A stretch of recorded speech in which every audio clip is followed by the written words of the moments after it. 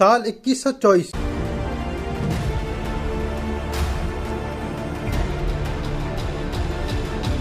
भविष्य के शहरों की झलक। अब की दुनिया वो नहीं रही जो आज हम जानते हैं। शहर न सिर्फ जमीन पर फैले हुए बल्कि आसमान में विशाल फ्लोटिंग प्लेटफॉर्म पर बसे हुए हैं। ये प्लेटफॉर्म सौर ऊर्जा और हवा से अपनी ऊर्जा प्राप्त करते हैं और पर्यावरण को नुकसान पहुंचाए बिना अपनी सभी आवश्यकताएं पूरी करते हैं। यह शहर खुद को बनाए रखने के लिए कचरे का 100% हिस्सा रिसाइकिल करते हुए वातावरण को प्रदूषित होने से बचाते हैं। यह हर कोई व्यक्ति अपने AI के साथ रहता है जो अपने दैनिक कार्यों से लेकर अपने विचार और भावनाओं तक देखभाल करता है। AI ने लोगों की जिंदगी इतना सरल बना दिया है कि काम का विचार अब पुराना हो गया है। यही आपको न सिर्फ दिशा देता है बल्कि आपके मानसिक और भावनात्मक स्वास्थ्य का भी ध्यान रखते हैं। लोग अब बिना कहे एक दूसरे से विचार साझा करते हैं और संवाद का नया तरीका ब्रेन की तरंगों के माध्यम से हो जाता है। पॉइंट नंबर 2, जलवायु परिवर्तन, प्राकृतिक संसाधन। 100 साल पहले जिस जलवायु संकट का डर था अब वह एक इतिहास की बात है। क्लाइमेट स्टेबलाइजेशन टावर ने ग्लोबल वार्मिंग को नियंत्रित कर लिया है। ग्रीन हाउस गैसों का उत्सर्जन अब लगभग न के बराबर है। ये टावर हवा को शुद्ध करते हैं, तापमान नियंत्रण रखते हैं और जलवायु को स्थिर रखते हैं। दुनिया के विभिन्न हिस्सों में रेगिस्तान को हरा भरा बना दिया गया है। उन्नत तकनीकी के कारण खेती अब केवल जमीन पर नहीं बल्कि समुद्र के नीचे और वर्टिकल फार्म पर भी होती है। नई तकनीकें पानी के महासागरों को निकाल कर अपने पीने योग्य बनाती है। प्राकृतिक संसाधनों के संरक्षण के लिए दुनिया एकजुट होकर काम कर रही है और ऊर्जा के नए स्रोत ने कोयला, पेट्रोल और अन्य प्रदूषणकारी साधनों को पूरी तरह से हटा दिया है। पॉइंट नंबर 3, स्वास्थ्य और दीर्घायु। स्वास्थ्य विज्ञान ने बीते 100 सालों में ऐसे मुकाम हासिल किए हैं जिसकी हमने कभी कल्पना नहीं की थी। बायो नैनो टेक्नोलॉजी अब हर व्यक्ति के शरीर के अंदर निगरानी रखती है। ये नैनो रोबोट बीमारी से पहले लक्षण का पता लगाते ही